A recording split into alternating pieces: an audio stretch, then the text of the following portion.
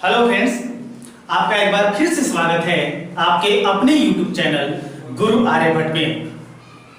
तो समांतर श्रेणी के रिलेटिव कई सारे क्वेश्चन हम लोग किए और हम उम्मीद करते हैं कि वो आपको अच्छे से समझ में आ गए होंगे। तो आइए आज समांतर श्रेणी के नेक्स्ट क्वेश्चन को करेंगे इस वीडियो में।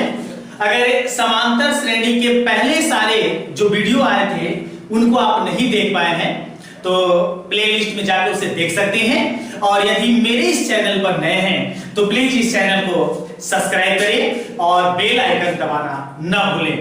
तो आइए समांतर श्रेणी का शुरू करते हैं कुछ विशेष क्वेश्चन।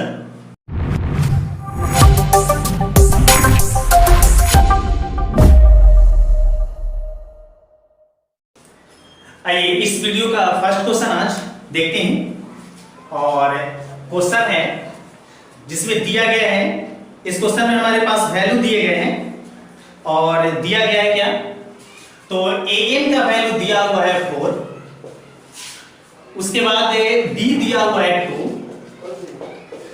sn जो वैल्यू दिया गया है वो मेरे पास है -14 -14।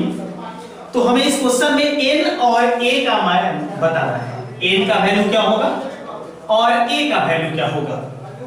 ध्यान से देखेंगे, n और a के वैल्यू हमें इस क्वेश्चन में निकालने हैं, जबकि an, b, sn ये तीन वैल्यू हमारे सामने दिए गए हैं। तो कैसे सॉल्व करेंगे, काफी आसान क्वेश्चन है। तो इसके लिए ज्यादा आपको परेशान होने की आवश्यकता नहीं है। आप sn का यूज कर सकते हैं या डायरेक्टली आप an का यूज कर सकते हैं, और दोनों के प्रयोग से आप n और a का वैल्यू आसानी से निकाल सकते हैं। तो कैसे निकाल सकते हैं, देखिए सबसे पहले हम an का यूज कर लेते हैं। an का वैल्यू मेरे पास है 4, जैसा कि जानते हैं सब लोग को पता है कि an जो होता है उसका वैल्यू होता है, और an का वैल्यू होता है a plus n minus 1 into D. अच्छे से याद है सबको, a plus n minus 1 into D, और उसके इक्वल टू में है मेरे पास 4। a का वैल्यू इस क्वेश्चन में नहीं दिया हुआ है, चलिए a लिख देते हैं। n का वैल्यू ये भी हमें पता नहीं है इस क्वेश्चन में, n लिख देते हैं -1, लेकिन d का वैल्यू मेरे पास दिया गया है, तो d का जो वैल्यू है रख देते हैं यहां पर, d का वैल्यू है 2 इक्वल टू 4। a प्लस 2 से क्रॉस कर लेंगे, तो 2 से क्रॉस करेंगे तो 2n होगा, और इसमें क्रॉस करेंगे तो -2 इक्वल टू 4। अब इस -2 को अगर RHS में भेजा जाए तो a प्लस 2n का वैल्यूएशन हो जाता है, ये अगर इधर आएगा तो ये माइनस में, इधर आएगा तो प्लस में, तो 4 और 2 कितने हो जाएंगे 6। इसे मान लेंगे समीकरण 1। अब क्या करेंगे, इस क्वेश्चन में हम sn का यूज करेंगे, और sn के यूज से n और d का मान निकालेंगे। कैसे निकालेंगे देख लेंगे। तो sn का जो वैल्यू है, sn इक्वल टू वो है -14 -14। सॉल्व करते हैं इसको। ऐसे sn का जो हम फॉर्मूला पीछे बता चुके हैं वो होता है n/2 into a plus l को अंतिम पद कहते हैं या लास्ट टर्म हम an भी लिख सकते हैं, ऐसा भी l ही लिख देते हैं -14 n/2 a का वैल्यू। तो देखिए a का वैल्यू हमारे इस क्वेश्चन में नहीं दिया हुआ है, छोड़ देते हैं, लेकिन l को हम अंतिम पद कहते हैं, और अंतिम पद nवां पद भी कहलाता है, तो इस nवें पद का मान रख देंगे हम, जो रख देंगे 4 इक्वल टू -14। इधर देख लेंगे, ये मेरे पास n/2 इंटू a, तो a का वैल्यू क्या करेंगे हम इस प्रॉपर्टी से समीकरण 1 से रख देंगे। जैसे देखिए, अगर इस 2n को भेज देते हैं RHS में तो a का वैल्यू निकल आता है, तो a का वैल्यू क्या हो जाएगा, इसको भेजेंगे तो प्लस में इधर आके माइनस में होगा, और उसी मान को हम यहां पर रख देंगे ध्यान से। तो a का वैल्यू रखें तो क्या लिख पाएंगे 6 - 2n इस समीकरण 1 से, और ये मेरे पास है +4, तो लिख लेंगे +4 और इक्वल टू -14। यहां लिख सकते हैं समीकरण 1 से। सॉल्व करेंगे आगे। अब क्या करेंगे, कि इसको ऐड कर लेंगे, n/2 6 और 4 को जोड़ेंगे तो हो जाता है 10 माइनस 2n इक्वल टू -14। अब यहां से क्या करेंगे, 2 कॉमन कर लेंगे। 2 कॉमन जैसे ही करते हैं तो होता है n/2 इंटू 2, यहां बचेगा 5, यहां बचेगा -8 इक्वल टू -14। तो 2 से 2 कट जाएगा और n से इसको क्रॉस कर देंगे। n से जब क्रॉस करेंगे तो हो जाएगा 5n, इसको क्रॉस करेंगे -n² और इक्वल टू में होगा -14। अब ये बन गया मेरा द्विघात समीकरण। ये द्विघात समीकरण को अच्छे से सॉल्व करना होगा। क्रम से लिख लेते हैं, -n² प्लस 5n और 14 को ला देते हैं इधर, तो +14 इक्वल टू 0। इधर इरेज कर लेते हैं।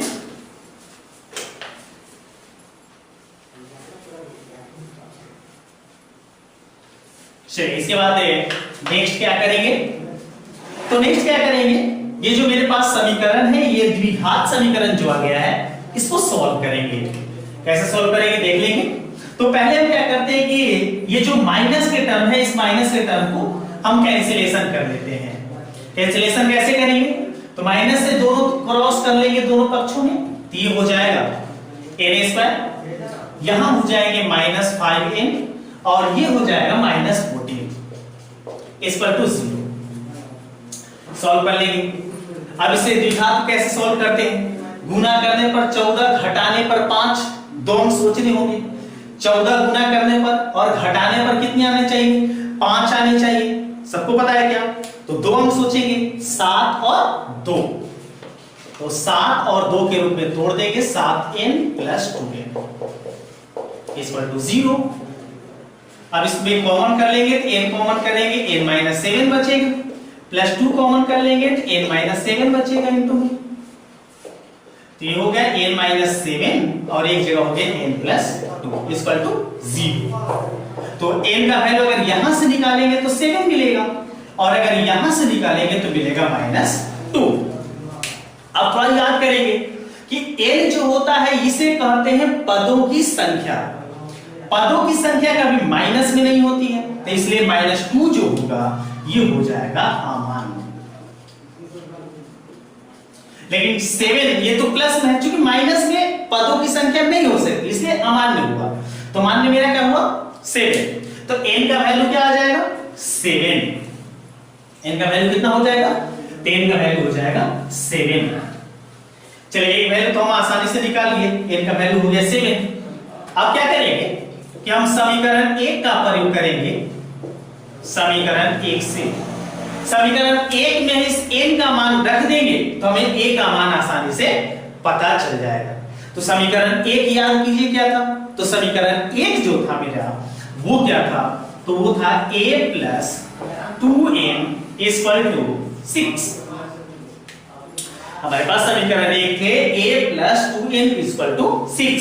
अब इसमें n का वैल्यू हमें रख देना, तो a + 2 * n का वैल्यू रखे 7 = 6। तो a = 6 पहले से इधर से क्रॉस करके RHS में भेजेंगे, तो 7 दूनी 14 इधर आएगा तो माइनस। और इस तरीके से n का वैल्यू जब 6 में से 14 को घटा देंगे तो मेरे पास हो जाएगा 8, और ये 8 क्या आएगा माइनस में, तो लास्ट में लिख लेंगे।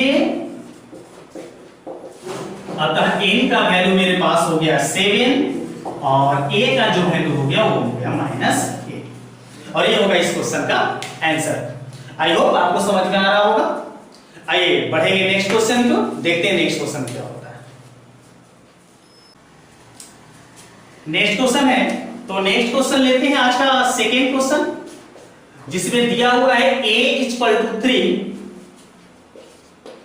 n = 8 और s का वैल्यू दिया हुआ है 192 और d का मान हमें निकाल के इस क्वेश्चन को बताना है। काफी इजी क्वेश्चन है, ध्यान दीजिए। a का वैल्यू 3, n का वैल्यू 8 और s का वैल्यू 192। अब यह समझना होगा कि n का वैल्यू जब 8 दे दिया तो ये s जो दिया गया है वो 8 पदों का योग दिया हुआ है। तो इसी क्रम को हम पहले प्रयोग करेंगे और डी का मान निकाल लेंगे। कैसे निकालेंगे? तो एस का वैल्यू है 192, अर्थात ये हमारा एसएन कहा जा सकता है। तो एसएन का अगर हम टर्म याद करें, इसके फॉर्मूले को याद करें, तो इसका फॉर्मूला क्या होता है जिसमें ए और डी होना चाहिए। तो ए और डी के रूप में सोचिए तो n/2 into 2a plus n-1 into D. पीछे हम लोग जान चुके हैं इसको। और इक्वल टू में मेरे पास क्या है 192। अब इसमें जिसका जिसका वैल्यू दिया होगा सबका वैल्यू आसानी से पुट कर देंगे। तो n का वैल्यू मेरे पास 8 है बाई 2 इंटू 2, a का वैल्यू मेरे पास 3 है प्लस n का वैल्यू तो है ही पता 8 माइनस 1 और इंटू डी का मान हमें निकालना है, इसका वैल्यू हमें पता नहीं है। और इक्वल टू में 192। चलिए इसको घटा लेते हैं 4 बार में, तो ये आपका 4 हुआ, ये हो जाएगा 3 दूनी 6। अब 8 में से 1 घटाएंगे, क्रॉस कर लेंगे, तो ये हो जाएगा 7d और इक्वल टू हो गया 192। अब क्या करते हैं, इस 4 को आरएचएस में भेज देते हैं, सॉल्व कर लेते हैं। तो 6 प्लस 7d इक्वल टू 192। अब देखिए 4 जो गुना में इधर आ गया तो बटा में आ गया। अब घटा लेते हैं, तो 4 चौके 16, 3 8 चौके 32। अब 6 को आरएचएस में भेज देंगे, तो 7d इक्वल टू 48 माइनस 6। और इस तरीके से d का वैल्यू, अब 48 में से 6 माइनस करेंगे, 48 से 6 घटा लेंगे, तो आ जाएगा 42 और 7 आ जाएगा बटा में, तो 7 छके 42। और इस तरीके से मेरा आंसर जो होगा वो क्या होगा, d का वैल्यू 6। तो इस क्वेश्चन में हमें क्या निकालना था, d, तो d का वैल्यू कितना आ जाएगा 6। इस तरीके से आसानी से इस समांतर श्रेणी के क्वेश्चनों को आप बना सकते हैं। आइए नेक्स्ट क्वेश्चन की ओर चलते हैं, देखते हैं नेक्स्ट क्वेश्चन कैसा होगा।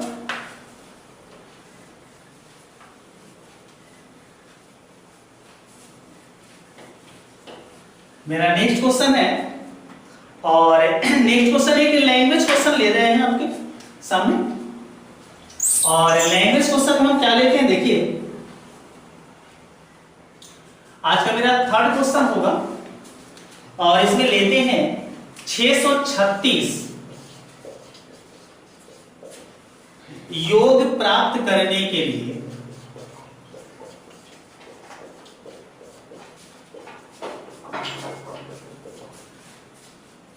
एक एपी दिया हुआ है,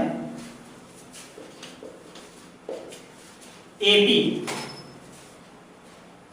9 17 25 डॉट के कितने पद लेने चाहिए, के कितने पद लेने चाहिए। देखिए जो पीछे हम लोग क्वेश्चन बना रहे हैं सेम उसी टाइप का ये होगा, बस ध्यान ये देना होगा कि इसमें थोड़ा सा लैंग्वेज भाषा दे दिया है, हिंदी का रूप दे दिया है, और पीछे वाले में आपसे डायरेक्ट पूछा गया था। तो जब ऐसे क्वेश्चन आएंगे तो पहले इसमें हम पता लगाएंगे कि आपके पास क्या क्या कंडीशन दिए गए हैं और क्या निकालना है। अगर देखें यहां से, तो अगर एपी है तो इस एपी से हम ए और डी का मान निकाल लेंगे। तो ए का वैल्यू मेरे पास क्या हो जाएगा 9, डी का वैल्यू निकालें तो डी कैसे निकालते हैं, तो दूसरे में से पहले पद को घटा के, तो 17 में से अगर 9 हटाएंगे तो 8 हो जाएगा। और 636 योग प्राप्त करना है, क्या प्राप्त करना है, योग। तो ये मेरे पास क्या क्वेश्चन हो गया, तो ये हो गया एसएन। तो एसएन का वैल्यू कितना हो गया 636। अब पूछा क्या गया है, तो पूछा गया है कि कितने पद लेने चाहिए, मतलब पदों की संख्या यहां बतानी है। तो पदों की संख्या मतलब n यहां क्वेश्चन में आपको बताना है। तो अगर ध्यान से देखें तो ये लैंग्वेज क्वेश्चन था, लेकिन जब ऐसे हम लिख लिए तो ये जस्ट पीछे वाले क्वेश्चन जैसा हो गया। जो पीछे क्वेश्चन हम लोग बनाए तो उस प्रोसेस से इस क्वेश्चन को आसानी से आप बना सकते हैं। कैसे, आइए बनाते हैं। एसएन का यूज करेंगे, तो एसएन इक्वल टू मेरे पास क्या है 636। अब एसएन में हम क्या करेंगे, अपना फॉर्मूला यूज करेंगे जो ए और डी के रूप में हो। तो एसएन का फॉर्मूला होता है n/2 into 2a plus n-1 into D. चलिए इक्वल टू 636। अब क्या करेंगे, यहां पर जो वैल्यू हमारे पास मौजूद है उसको रख देना हो। n का मान नहीं है छोड़ देते हैं, लेकिन a का मान है, a का मान रख देंगे। प्लस n नहीं पता, लेकिन d का मान पता है, और d का मान मेरे पास क्या है, वो है 8, और ये हमारे पास हो गया 636। अब क्या करेंगे कि इसे हम आराम से आसानी से सॉल्व करेंगे। कैसे सॉल्व करते देख लेंगे। मेरे पास n/2 क्रॉस कीजिए तो 18 हुआ, 8 से क्रॉस कर लीजिए तो प्लस 8n, और यहां क्रॉस करते इससे इसमें तो -8 इक्वल टू 636। अब क्या करेंगे, 18 में से 8 को घटा लेंगे, n/2 18 में से 8 को घटाते हैं तो 10 बचता है, प्लस 8n इक्वल टू 636। अब क्या करेंगे, यहां इस दोनों टर्म में से हम 2 को कॉमन करके इस 2 को आसानी से कटा लेंगे। तो देखिए यहां से जब 2 कॉमन करके इस 2 से कटाते हैं तो बचता क्या है, देखिए यहां लिखते हैं n इक्वल टू में, देखिए 2 कॉमन करेंगे यहां से तो यहां बचेगा क्या 5, प्लस यहां से कॉमन करेंगे 2 तो यहां बचेगा 4n, और ये वाला देखिए बटा में जो 2 है इससे हम इस 2 जो कॉमन किए उसको कैंसिल कर दिए, कटा दिए, और इक्वल टू 636। अब इसको आपस में क्रॉस कर लेंगे, तो इसमें क्रॉस करेंगे, इसमें क्रॉस करेंगे, इसमें क्रॉस किए तो 5n, इसमें क्रॉस किए तो प्लस 4n², और इक्वल टू में हो जाता है 636। अब 636 को एलएचएस बनाएंगे, द्विघात बना लेंगे, तो मेरे पास है 4n² प्लस 5n, ये लाएंगे तो -636 इक्वल टू 0। तो ये आसानी से आपका द्विघात समीकरण बन गया। तो इस द्विघात समीकरण को आप खुद से हल करेंगे, सॉल्व करेंगे, और n का जो वैल्यू आएगा वही होगा इस क्वेश्चन का आंसर। हम उम्मीद करते हैं कि आपको ये समझ में आ गया होगा। तो बहुत जल्द आपका अगला वीडियो बनेगा जिस पर समांतर श्रेणी के कुछ और क्वेश्चन हम आपको देंगे, और टॉपिक वाइज धीरे धीरे हम लोग बढ़ते रहेंगे। तो इसी तरीके से इस वीडियो में बने रहें, और इस द्विघात समीकरण को जरूर हल करें, और हल करके n का वैल्यू जो भी आपका आता है उसे कमेंट बॉक्स में जरूर लिखें। ठीक है, तो चलिए मिलते हैं अगले वीडियो में, तब तक के लिए धन्यवाद।